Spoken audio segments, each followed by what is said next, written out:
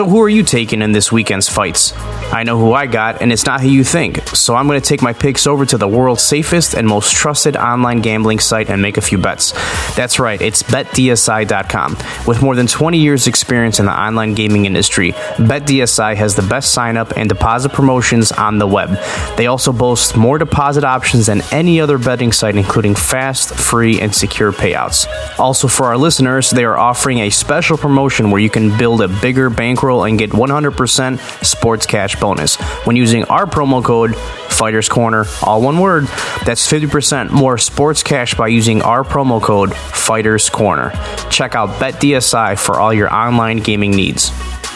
This episode is sponsored by B2 Digital. B2 Digital is doing some really cool things in the mixed martial art world. They're kind of creating a farm league for the bigger shows.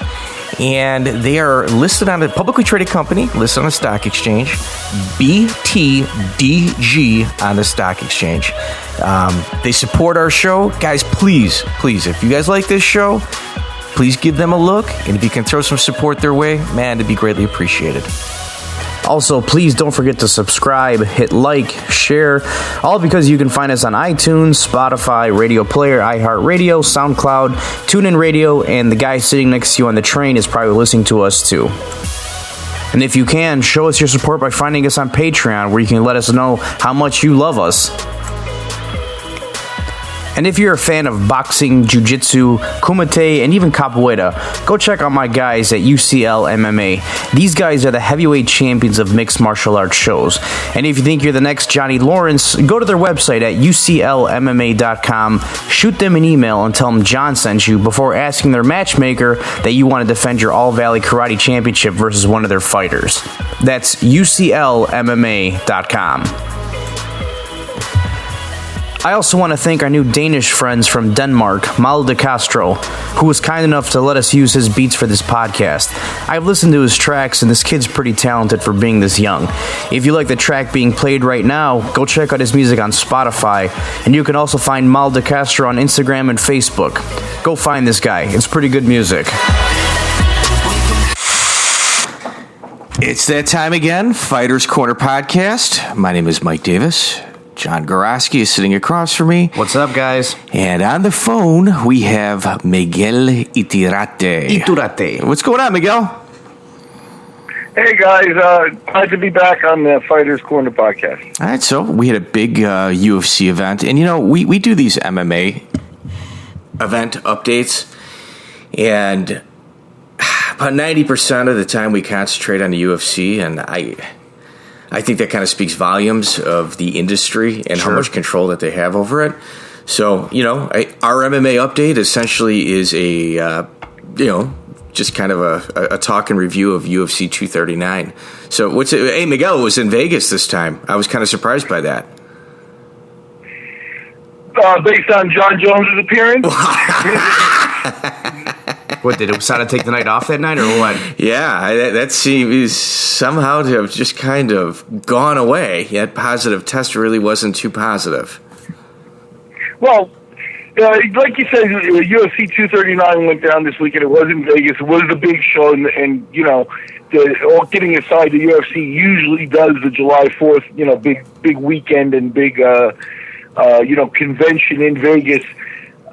For this weekend, so it isn't totally unusual that they're there. Let's just say that the UFC got to stick with their original plans here. Yeah. So July 4th, why do you think the UFC is concentrating on that, Miguel? That weekend, July 4th weekend. I think there are a couple of I think that they have to take into account boxing on the previous way of looking at things, which was, looking at pay-per-views and when you're going to toss your big events, Back in the George St. Pierre days, you always could count on him fighting in November, With the UFC in July, like I said, they've tied their convention to it, the, Fight Week convention. which becomes a week-long thing. And it's probably best to try and do something like that at their home base, like in Vegas, Yeah. So and I think that's the July 4th tie-in is that. And, they have to avoid Cinco de Mayo because that's been a boxing date, recently. They tried to lock down the Super Bowl weekend as well for their big events. So, take your pick, but you can sort of see what they're doing on July 4th. July 4th traditionally, and I mean traditionally meaning by probably 15 years. They've been always heavy on the July events, which has been pretty cool because you always know what they're aiming for on that KO of a boxing or of MMA event for the year, Well, it's like their WrestleMania. So in essence, based on Cinco de Mayo, how big is that for boxing? It's monstrous. Grande. Okay. So that used to be 4th of July weekend. So what I think they're doing is they're just trying to open it up again because there is a need there. There is a need for sports. So Miguel, UFC 239, bring us through it. Well, obviously you had the dual main events with the title shots, and you had Jon Jones win I believe it was a split decision against Thiago Santos, and basically, he's not getting great reviews for the fight. I think, it was a little boring, it was a little flat. Santos gave his all and, apparently fought hurt with a bad knee throughout most of the fight and, led to some flat action there. Okay, The night closed down on a little bit of a down note with that. And Jones, he looked human. Right? I mean, Miguel, I don't know why he's getting all this flack. I mean, you watched a wounded animal try his hardest. I'm not sure that the complaints levied towards him are justified. I was thoroughly entertained by that fight, man. Very entertaining fight. Especially when he took into account what he was dealing with. I don't know. I thought Jones looked human. To me, and I'm gonna just give my opinion here, but to me, it seems like Jones has been guilty in these last couple of fights. Really, I think he's thinking. I think he's thinking of, his way through fights, and he's no longer just instinctually acting and stuff. And that's led to hesitation because I think that's what it was. If you have a wounded animal, if he turns it up a notch and puts the pedal to the metal, which is, I think, what people would have wanted him to see, he picked up the pressure a little bit in one of your middle rounds and, then seemed to ease off the gas again. And, again, like I said, maybe he's just overthinking things, and but yeah, I don't think he's going to get too many highlight reels out of that fight, and as opposed to some of the other guys on the earlier part of the card. Do you think he appeared human because he was human, meaning he had to piss clean? I mean, think about that. I mean, fighting in Nevada, he's probably getting tested almost hourly. I mean, maybe he came into this one clean. I mean, this is as most human I've seen Jon Jones look in years. And they didn't talk about any picograms or anything like that. There was no nonsense this time. Yeah, there was nonsensograms. Yeah. And the last time that he was rumored to fight clean was Gustafson's first fight. Right, exactly. Where he also looked human. Yeah, Daniel Cormier said that... he believes that was his first fight. And I don't want to discount or discredit what Thiago Silva did. I'm a fan. Oh my God. Yeah. I mean, it's how can you not, man? I'm sitting here watching this. Here, look, we're from Chicago, okay? Mm-hmm. And we love to root that hard worker, no quitter. And that's what he was. Yeah, I mean, when his knee was buckling and he was still trying, he was going off for broke, man. He was kicking off of it. I tell you what, I mean, there was a story being told there, and I was in. I was rooting for him, man. And people are calling for the rematch. I'm not sure. I'd like to see it. I mean, I'd like to see what happens if his knee doesn't mess up. Well, in our last update, Miguel, we had talked about, my theory was Yoel Romero moving up to fight him. Mm-hmm. And, Miguel had mentioned, well, let's look at the heavyweight division. And after watching Francis Ngannou, dismantle Junior Dos Santos, I think that the only person in the heavyweight division that Jon Jones really has a fair shot at beating is DC. Yeah. I mean, I think Stipe wrecks him. I think Ngannou puts him into a coffin. Uh-huh. I think Cain Velasquez, pieces him up. Yeah. I think that top 5 kind of go through them. I hate to sort of like get a little bit off topic, but I actually had an interesting conversation about a week ago. No, a few days ago. And the question was asked, who wins in a fight, Jon Jones or Anderson Silva in his prime? Well, that's 2 different weight classes. For the sake of the argument, let's say they both fight at 205, which we've seen Anderson Silva fight before. I think Anderson Silva gets pinned for 5 rounds. I think Anderson Silva unboxes Jon Jones. I think so? Oh, my God. Miguel, what do you think? Like a prime Anderson Silva would definitely be an interesting fight. I mean, you're talking about, maybe 2 of the top 3 all-time greats already, So it does become an interesting argument. The bottom line is we'll never know. Anderson, when he moved up to 205, Forrest Griffin was on the cusp or just coming off of a world light heavyweight title run, right? Mm-hmm. And, Forrest was at the top of the world at that point.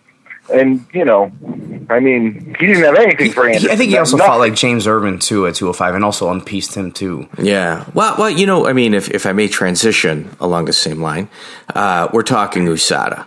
Okay. So he obviously, we believe he fought clean. Correct? It looks like it. And the theory is that these tests are so sensitive that you may have, whiffed, or maybe did a rail of creatine in the bathroom of like your high school, and 20 years later it's picking up, right? Yeah. That's the theory that's being, like I'm not too far off. I'm rolling my eyes in the back of my head, but yeah. But that's what they're saying. Yeah. Okay, now, I am going to completely dismantle that with one question for Miguel that he isn't even prepared to answer, like in terms of like our show prep. I never even put this in there. So Miguel, how long were you involved with Abu Dhabi before? Oh, I don't know, from 99 to 2007-ish. Okay, so you would say that you've got a lot of international experience when dealing with camps. Am I correct on that? Yeah, I've been around a little bit. Okay, I think that's a solid expert. Like, let's just say if we needed an expert testimony in some sort of trial, Miguel could fit that credibility in regards to that. He could meet that profile. So, Miguel, I also worked for Abu Dhabi for a few years. In fact, you got me that job. And I'm going to ask you, at any point when you guys were planning your tournaments, did any Brazilian camps kind of mention that the date didn't work because they got to get steroids into their competitors? Because I've heard those words come out of people's mouths before in regards to planning Abu Dhabi events. Have you ever heard that, Miguel? Here's the situation. When they were in Abu Dhabi, and this is my speculation, but when they were in Abu Dhabi, there was no testing whatsoever. So anybody could come in whatever enhanced situations they wanted. Now, what did occur there is, certain fighters, Mark Kerr is one that I'll mention a name, but if they had some type of need, like I believe Mark probably was hurting for painkillers, they took him to a private clinic and they got what they needed, but there's no real, steroids are for the build up to those things, and it was a free for all in the early days. Okay, so you're telling me that in Brazil, where conditions were different, Kerr specifically was kind of like, hey, how are we gonna do this? And it's like in Brazil, it's like, well, we don't have a private clinic anymore here in Abu Dhabi where we can go get that stuff. Now it's more of a free for all. So there were some interesting stories of Kerr providing sitting on the internet for 3 hours, looking up how to translate names of pills and things that he needed, and handing off a list. Okay, so however, I've seen things. It was a Wild West, and you can for sure, like with an exact certainty, say that some of the competitors from Brazil were on steroids while competing for Abu Dhabi. And I'm mentioning Brazil specifically for a reason. Competitors, period. I don't even need Okay, so across the board. Some of the Brazilians were. If you want me to mention a name, Ricardo Arona. Okay, well, I'm not going to mention any names.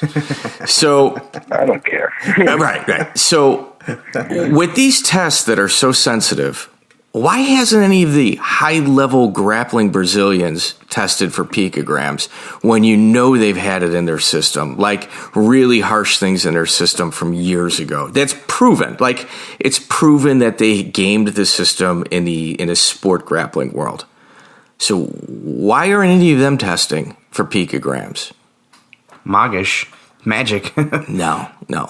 USADA Brazil is compromised. Oh, come on, without a doubt. Yeah, it's compromised. And like every time we do one of these updates, we have another example that, some of it has foundation that's very solid. Some of it has a foundation that's a little shaky. But when you kind of look at everything together in its totality, you could build a house on top of it. Oh, yeah. For sure, 100%. We talk about this every podcast. Yeah, we come up with different examples. Even off the mics, these are conversations that we're having. Yeah. It's without a doubt. I mean, the UFC, or I should say USADA Brazil, is 100% compromised. Compromised. And this isn't a conspiracy either. This is legit. Yeah. All right, so Miguel, what other surprises on the UFC 239 card now that we've got that out of our system? Well, you had champ Amanda Nunes make a statement defense against Holly Holm, and many people thought that Holm could extend her or could provide some type of threat, but Not me. She made short work of her and got rid of Holm in the first round, and she's now beaten every bantamweight champion the UFC's ever had in the first round. So she's getting to be into the go kind of conversation. And what can you say about her? I think she definitely doesn't have to be qualified as a woman fighter. She's just a fighter. That's awesome what she's been doing. Who can challenge her next? Well, I think they're going to do the Cyborg rematch. Really? But because it's her last I think fight on the contract, right? Is that her last fight on the contract, Miguel? Are you aware of that? Or are they going to extend her one fight? Because I know they're not real happy with her, which is a shame. Well, it does bring to mind, a lot of things because, but I can't. I don't know the exact status of her contract. But yes, I think you're right. Dana White is on record as saying that the Cyborg rematch is pretty much what's pending for her.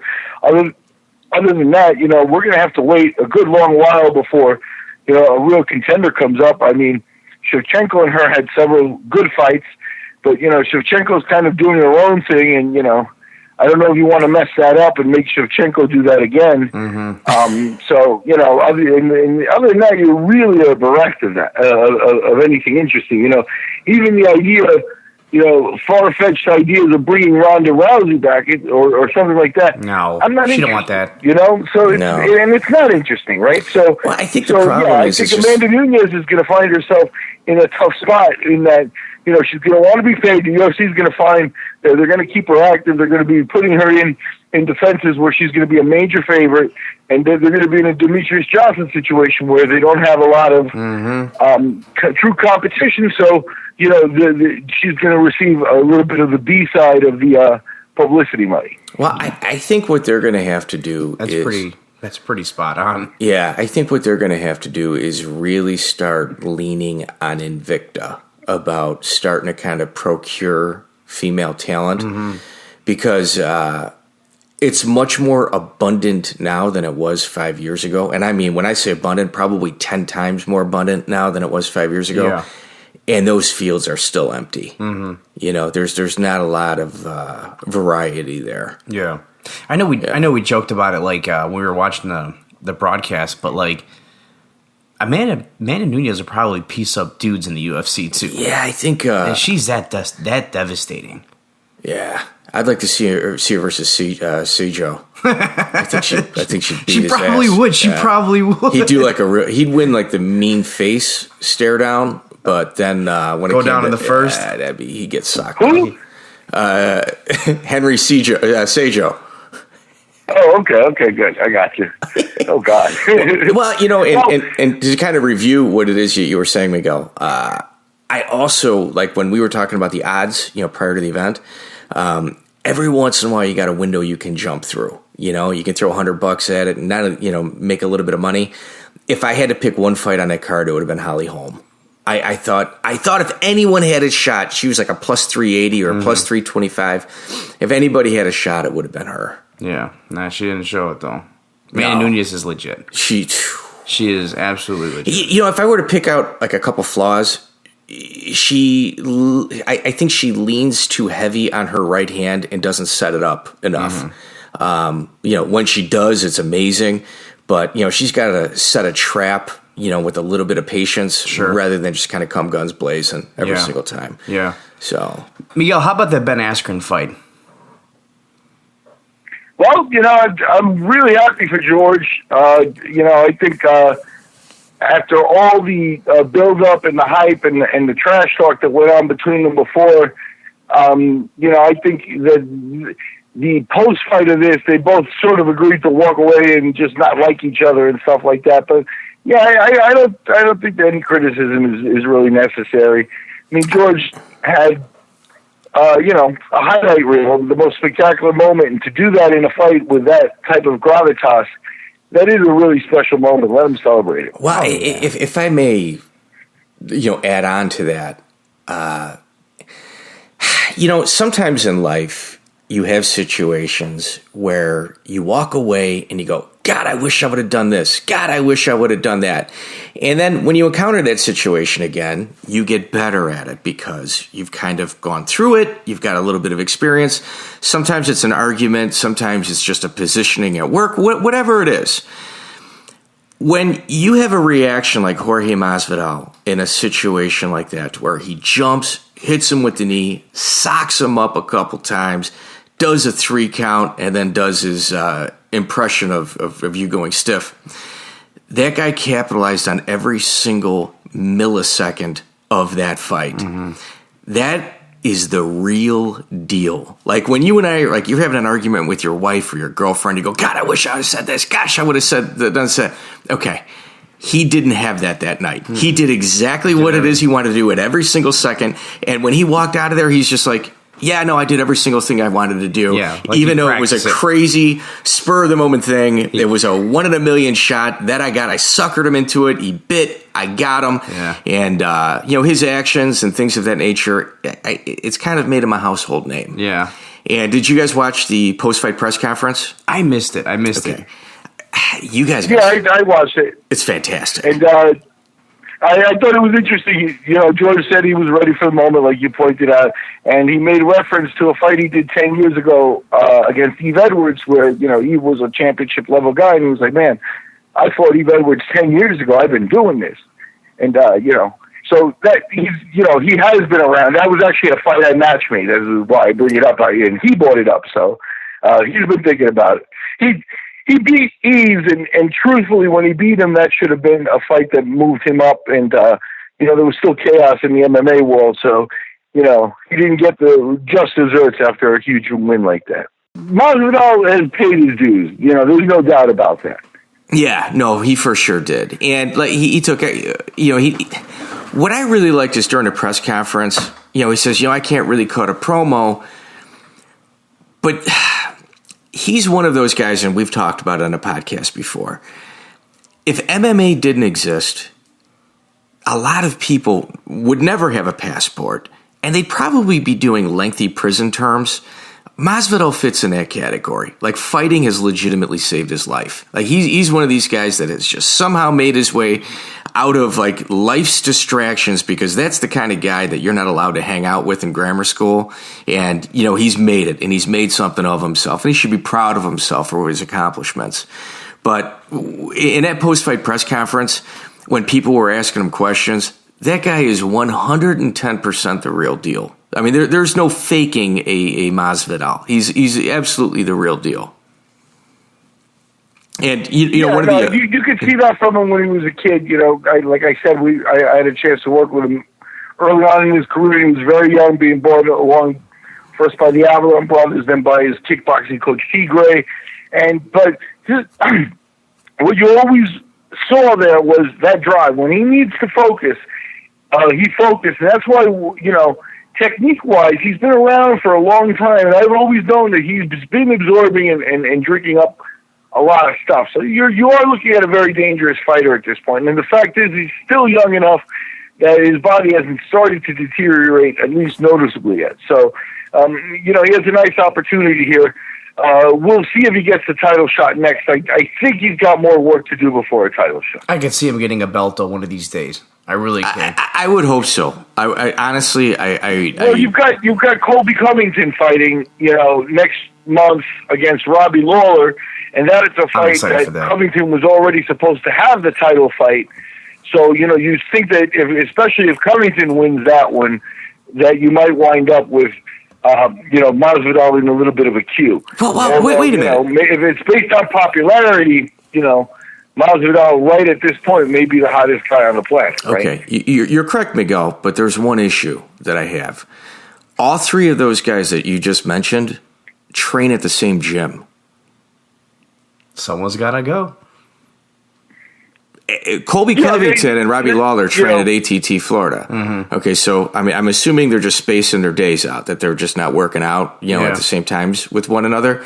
But at the end of the day, how many other camps are willing to do that?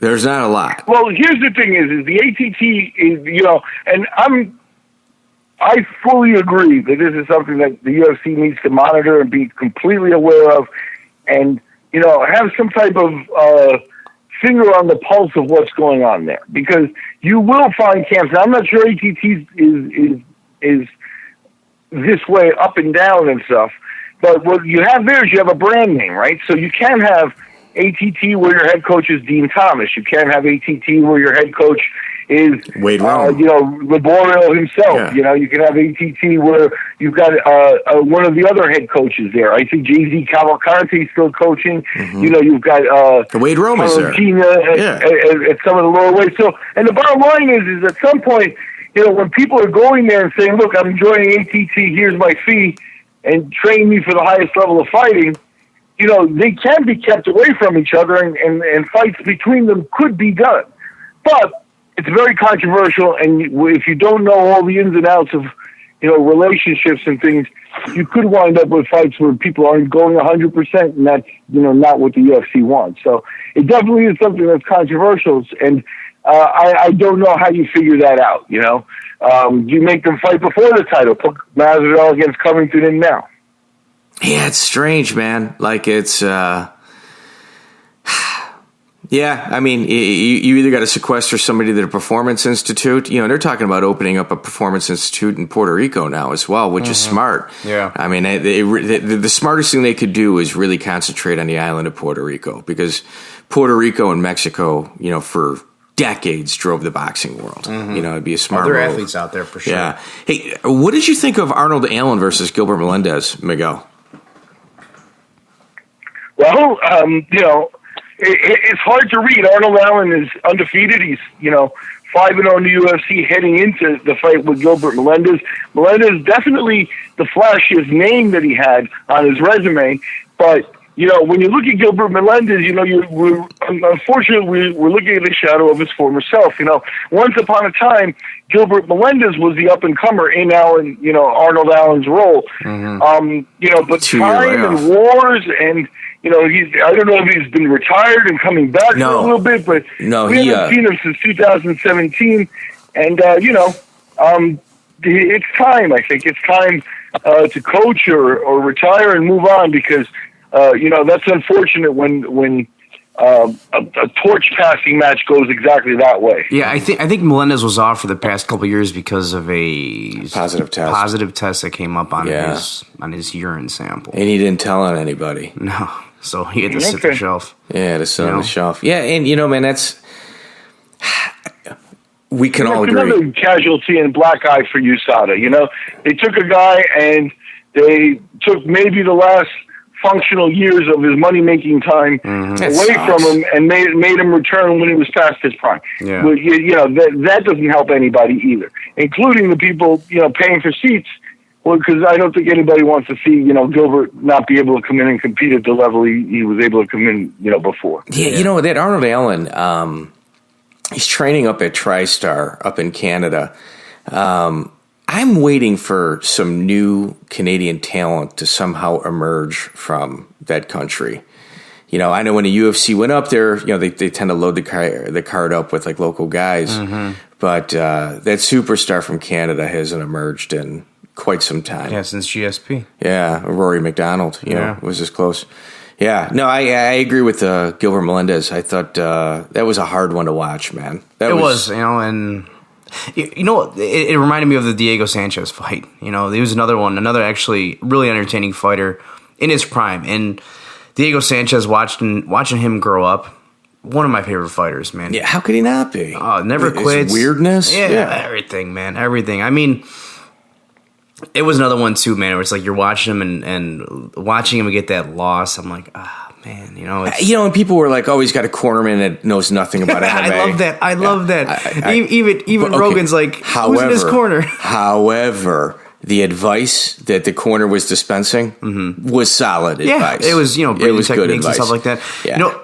With a guy like Diego Sanchez, what? He's not going to listen to too much anyway. Exactly. I'm thinking, get into him, get him a chair, get him water. Yeah, and that's it. And let him do his thing. Like here we go. So we just got 2 torch passes right there. 2 guys that are on the downslide. Was there anybody else that lost? I don't know. At the 205-pound weight class that maybe you should pull the plug and retire as well. Oh man, broke his jaw too. Yeah. Who is it, John? What's his name? Yeah, that's his second broken. Who's he? Who's he? Yeah.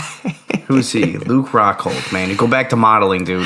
Well, for somebody, he's really disappointed in his last few outings. Yeah. And, he's one of those guys that I think his best moments were unfortunately outside of the UFC rather than inside them. Mm-hmm. And, he never really kind of got to show his true grit. Yeah. Inside the octagon. Strike Force, he was phenomenal. And when he came over to the UFC, he kind of made you understand that.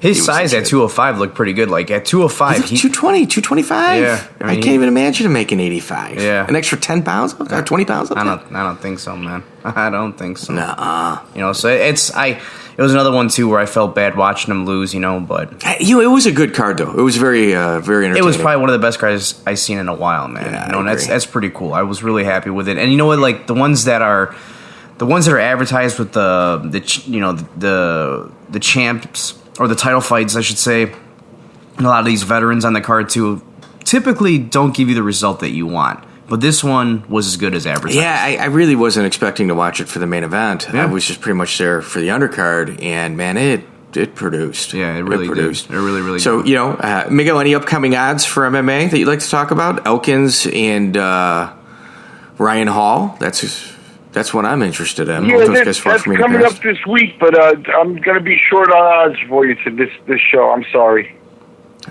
What are you here for, Miguel? Yeah, what the... Yeah, thanks, Miguel. Do you want to just make up some numbers and we can just kind of go from there? What do you want to do?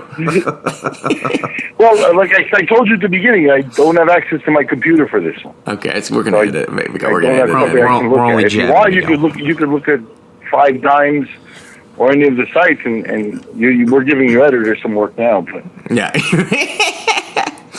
So coming up, Miguel, what are some interesting fights that you're looking forward to?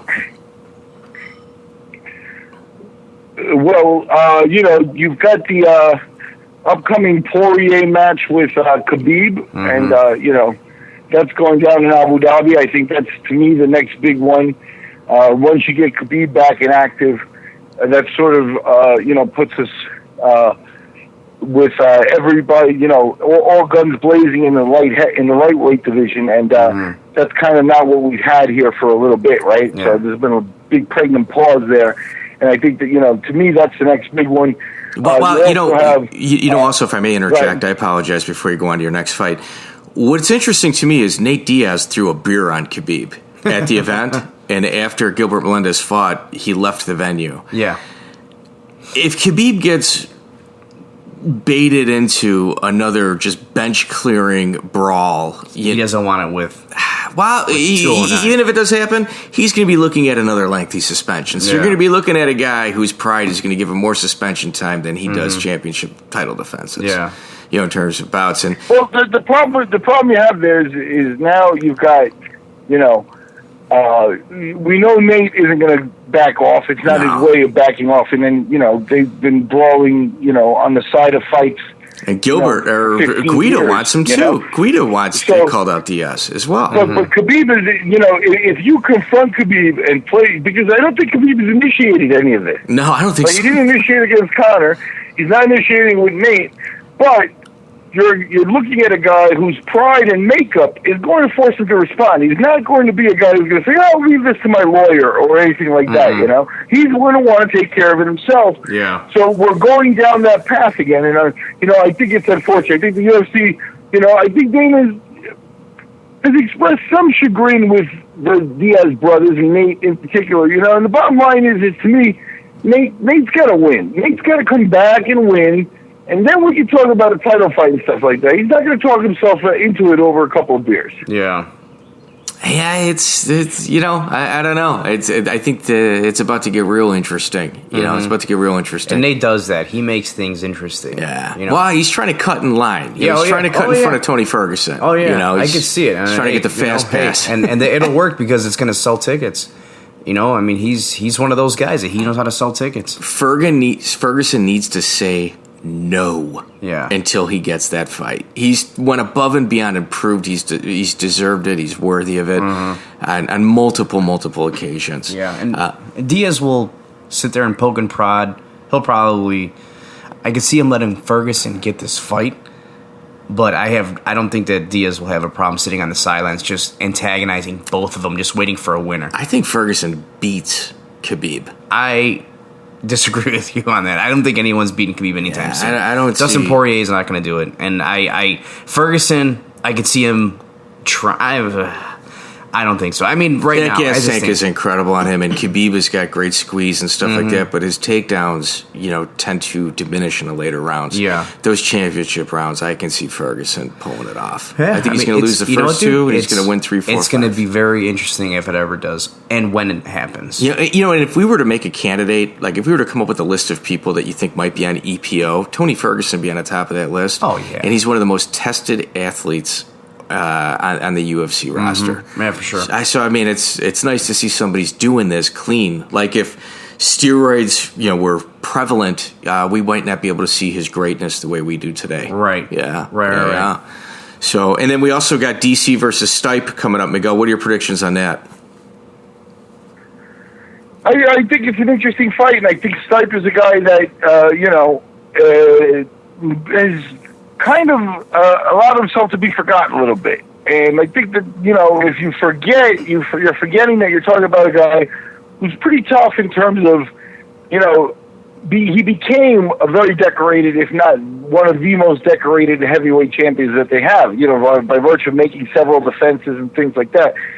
So, I think in the DC fight, they kind of threw caution to the wind, and, what happened, but what that tends to do is that it'll tend to, make him go back to the drawing board. Now I think you'll get a Miocic who's going to maybe not throw caution to the wind and maybe just call upon a game plan, and it'll be a very interesting and very different fight. That's what I'm looking at here. I'm not ruling Miocic out, but Cormier is a tough guy to beat, and in any way, shape, or form. I mean, nobody's done it yet except for Jon Jones, right? So, by virtue of that, Stipe does have, a little bit of hard work, ahead of him, but I think he's got the right mindset. He's a hard worker. He's going to put the work in.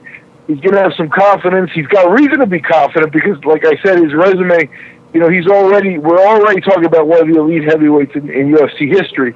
So, I give him his due, and I think that is actually the most intriguing fight. Stipe, with a win, could really mess up like the Jon Jones Daniel Cormier. That's over. You think that happens or no? That, I think Stipe that will put him into spoiler territory, and we'll see. The Jon Jones's move up to heavyweight division looks a lot different if he's meeting Miocic first, right? Yeah. You think this is the last fight we see with Cormier? I hope so. I mean, I know it's been teased. I hope so. Man, sometimes you got to let a guy grit his teeth and just be angry that he doesn't get what he wants. And if you could pick a person that have fallen into that category, Jon Jones is at the top of a lot of people's lists, I think. Yeah. What do you think, Miguel? About what? DC coming, wanting to continue? Yeah. You know, it's interesting to me because the bottom line is DC and Nagano really becomes a contrasting fight where, you know, DC probably wouldn't want to mess around standing up, so now he's going to be relying on his wrestling, and the other guy's going to know that the wrestling's coming, right? So, you know, that's an intriguing matchup. And with Nagano, who, you know, has been beaten on occasion, you know, it would give him a completely different kind of fight. And that's a fight that, you know, DC is the elite heavyweight for a reason. You know, that's a fight I think I'd want to see. It might be more interesting if you know, if DC were a little bit younger, but at 40 years old as a heavyweight, you know, that's not that bad in terms of what we're dealing with in you know, combat sports. If you look at boxing and things like that. Sure. You know, DC keeps talking about retirement. I think if he loses to Miocic, he'll probably retire. Yeah, but you know, I'll tell you. If not, I think they could keep calling him back. And, you know, I mean, money, you know, you never have enough money, right? So that's the point. Well, you know, at the end of the day also, anytime somebody moves up like Luke Rockhold, you got to fight one time before you get a title fight. Do you think Jones has to do that? I don't think so. You know, it's just it goes in line with every single thing that has allowed him to be who he is today. No, they can do what they want. I mean, keep in mind, which Ronda follows Rousey never won the belt. She entered her first UFC fight as the champion because they gave her the belt. Yeah, but that was also a new division. But you know, in terms of Jon Jones, no, but I'm saying they can do what they want. Well, of course they can do what they want. They're their own, you know, sanctioning body in regards to, you know, what title fights need to be made. Jon Jones is the greatest of all time, and he's got 2 wins over the current champion. They could definitely move him right into a title shot. I agree with you. Interesting. I would put him in if you wanted to be mean to Jon Jones. You could have him do the doorman fight with Nagano and throw a boatload of money at Nagano for it. Oh yeah, I think Nagano just wrecks him. Can you imagine those leg kicks? Dude, he looked human. He looked human in that last fight. Yeah. They'd have to go to Japan, you know, to do that, you know, properly. Yeah, with the Yakuza. So, all right, Miguel, we'll do it on a cruise ship. A cruise ship, yeah. We're doing a cruise ship in the middle of the Atlantic. All right, Miguel. Well, we appreciate you coming. Miguel, we appreciate you coming on and checking in with us about MMA and UFC, recapping with us. Great time talking with you again, man. See you on the flip side, all right, bud? Be good. Yes, sir. I appreciate the time, and as always, good to visit the